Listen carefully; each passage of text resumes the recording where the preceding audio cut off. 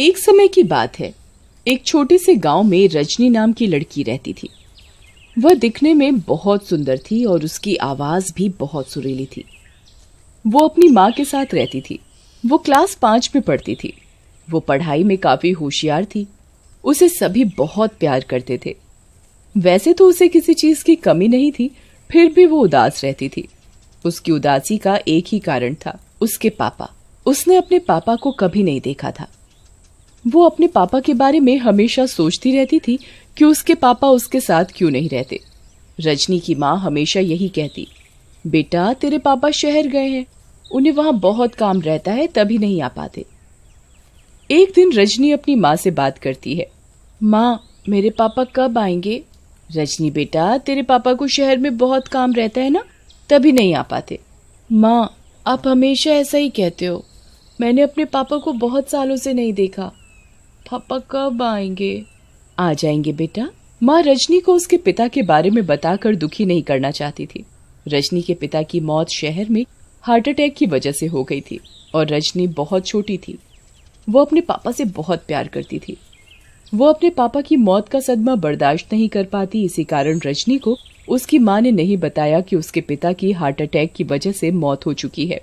और देखते ही देखते रजनी बड़ी होने लगी। जैसे जैसे रजनी बड़ी हो रही थी, उसे अपने पापा की हमेशा कमी महसूस होती थी।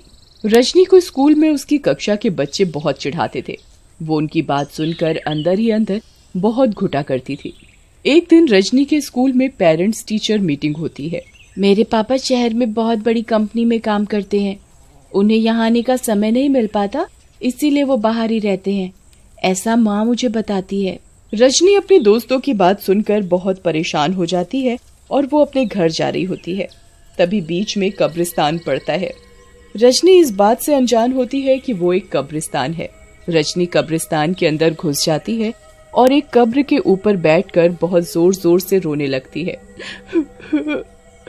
कोई भी मेरी बात नहीं समझता।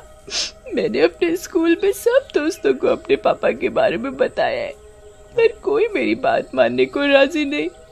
मुझे बहुत दुख होता है जब कोई मेरे पापा के लिए उल्टा बोलता है। मैं भी अपने पापा को आज तक नहीं देख पाई। पापा आप किधर हो? मेरे पास आ जाओ ना, मुझे मेरी क्लास के सारे बच्चे बहुत चिढ़ाते हैं। रजनी जिस कब्र पर बैठकर रो रही होती है, उसी कब्र से एक भूत निकलकर बाहर आ जाता है। ये देखकर रजनी डर जाती है। तुम डरो मत बच्ची। तुम कौन हो? अभी तक तो इधर नहीं थे, एकदम से तुम यहाँ मेरे सामने कैसे आए? तुम भूत हो? तुम डरो मत बेटा। हाँ, मेरी मौत हो गई है, अब मेरी आत्मा भटक रही है, पर मैं कभी किसी का बुरा नहीं करता। और मैंने तुम्हारी सारी बात सुन ली थी और मुझे तुम बहुत परेशान लगी, इसीलिए ही मैं तुम्हारे आगे आया हूँ। नहीं तो मैं हर किसी के आगे नहीं आता, हर कोई मुझे नहीं देख पाता है। नहीं, मुझे तुम्हारी कोई बात नहीं सुननी, तुम जाओ यहाँ से। रजनी की बात सुनकर भूत बहुत जोर जोर से रोने लग जाता है। अरे क्या हुआ, तुम रो क्यों रहे हो? तुम्हें लग रहा है मैं तुम्हें परेशान कर रहा हूँ, मैं तुम्हें डरा रहा हूँ, पर वास्तव में ऐसा कुछ नहीं है। मैं तुम्हारी सच में दिल से मदद करना चाहता हूँ। मुझे तुम्हारे अंदर अपनी बेटी दिखी। जब मैं मरा था, मेरी बेटी भी तुम्हारी जितनी ही बड़ी थी। भूत रजनी को अपनी सारी बात बताता है और बहुत रोता है। भूत सारी कहानी बताने के बाद, मैं इसीलिए ही तुम्हारी मदद करना चाहता हूँ। तुम्हें जब भी कोई परेशान करेगा तुम्हारे पापा को लेकर, या तुम जब भी मुझे दिल से याद करोगी, मैं तभी तुम्हारे आगे हाजिर हो जाऊंगा। ठीक है। भूत रजनी को एक पत्थर देता है। देखो रजनी, ये कोई मामूली पत्थर नहीं है जो मैं तुम्हें दे रहा हूँ। इसी पत्थर के जरिए हम मिल सकते हैं। ये पत्थर किसी के हाथ ना जाने पाए, याद रखना ये बात। ठीक है।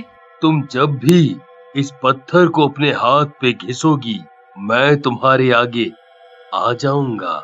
भूत रजनी को वह पत्थर देता है और जब भी वो संकट में हो तो उस पत्थर को अपने हाथ पर घिसने को बोलता है। भूत रजनी को पत्थर थमा देता है और रजनी उसे वहीं चुपचाप अपने बैग में रख लेती है। रजनी घर जाकर अपनी मम्मी को स्कूल में पेरेंट्स टीचर मीटिंग का बताती है। माँ, हमारे स्कूल में कल पेरेंट्स टीचर मीटिंग है। आपको कल हमारी मैडम ने बुलाया है।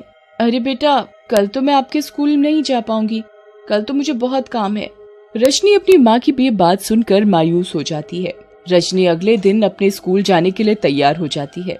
आज तो मेरी क्लास में मुझे बहुत ही ज्यादा डांट पड़ेगी। मैडम हमेशा बोलती है कि अपनी मम्मी के साथ अपने पापा को भी मीटिंग में लेकर आओ।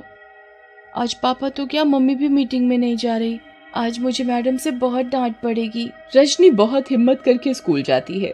रजनी के स्कूल में बच्चे अपने माता पिता के साथ पेरेंट्स टीचर मीटिंग के लिए आ रहे होते हैं। तभी रजनी की क्लास की एक बच्ची उसे बोलती है, अरे रजनी, आज भी तेरे पापा नहीं आए? कैसे हैं तेरे मम्मी पापा?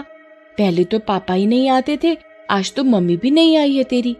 अब देख, मैडम तुझे कितना डांटेगी। बच्ची की ये बात सुनकर रजनी बहुत जोर जोर से रोने लगती है। रोते रोते उसे याद आता है कि भूत ने उसे एक पत्थर दिया था और बोला था जब भी उसे अपने हाथ पर घिसोगी तो वो भूत उसके सामने हाजिर हो जाएगा। रजनी अपने बैग से वो पत्थर निकालती है और उसे जोर से अपने हाथ पर घिसती है और भूत को याद करने लगती है। पत्थर के घिसने के साथ ही भूत रजनी के आगे हाजिर हो जाता है।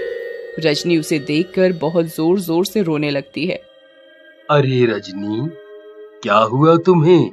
तुम ऐसे रो क्यों रही हो? रजनी रोते रोते भूत को सारी बात बताती है। मेरी क्लास के बच्चे मुझे चिढ़ा रहे हैं। आज पेरेंट्स टीचर मीटिंग है, सब बच्चों के माता पिता उनके साथ आए हैं। हमेशा मेरी मम्मी मेरे साथ आती थी, आज तो वो भी नहीं आ पाई और पापा तो कभी आ ही नहीं पाते मेरे स्कूल। तुम चिंता मत करो बच्चा, मैं आज तुम्हारे पापा का भेष बदलकर तुम्हारे स्कूल में मैडम से मिलूंगा, जिससे बच्चे भी तुम्हें कभी नहीं चिढ़ाएंगे और तुम्हारी मैडम भी तुम्हें कभी नहीं डांटेगी। रजनी भूत की बात सुनकर बहुत खुश हो जाती है। भूत रजनी के साथ उसके पापा के भेष में मैडम से मिलता है और साथ ही रजनी अपनी क्लास के बच्चों को भी भूत से मिलवाती है। देखो, तुम हमेशा कहते थे ना तुम्हारे पापा नहीं आते, आज पेरेंट्स टीचर मीटिंग के लिए मेरे पापा ही आए हैं मेरे साथ। आज इन्हें काम नहीं था अपनी कंपनी, तो ये शहर से आ गए हमसे मिलने। तब से रजनी को उसकी क्लास का कोई बच्चा नहीं चिढ़ाता था और जब भी रजनी परेशान होती तो वो अपने पास रखे पत्थर को घिसती और भूत से मदद लेती।